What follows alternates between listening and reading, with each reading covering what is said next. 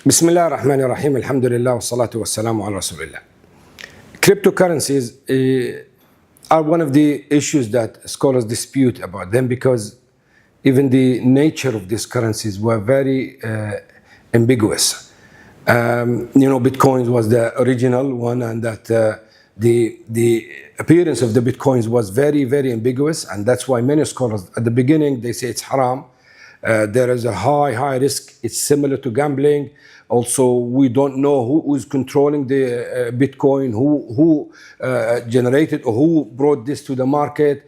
There were no governments at the beginning approved these type of currencies. But now the situation is changed, and what I'm saying now is not agreed upon because the risk is still there, although it's less risky than before. But the risk is still there. When we talk about risk, we are not talking about just normal risk. Because in business, there must be a risk. Even a high-risk business is halal. But in cryptocurrency, especially Bitcoin, the risk was crazy, similar to gambling. But now, in my opinion, wallahu a'lam, it's permissible. Why? Because it's a currency. That's the nature of it now. It's like similar to any other currencies. Not all the currencies around the world are agreed upon or are approved by all governments. So it's the same thing. Actually, many governments now recognize the Bitcoins and cryptocurrencies in general. So when we say it's permissible, you don't ask me for the proof. You ask me for the proof if I say it's haram. Because in financial transaction, everything is halal except if there is a proof that it is haram.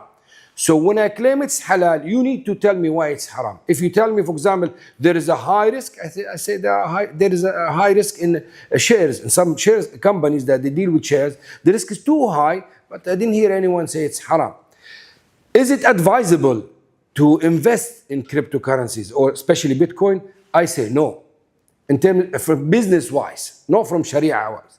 So it's not advisable because it's a very, the nature of this business is very fluctuating. So you might lose your money.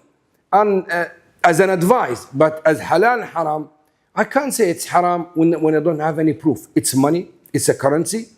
And the only issue that the ambiguity that was around it at the beginning now is nearly disappeared. Not disappeared, but there are restrictions now on the websites where you deal with cryptocurrencies, Bitcoin, and whatever.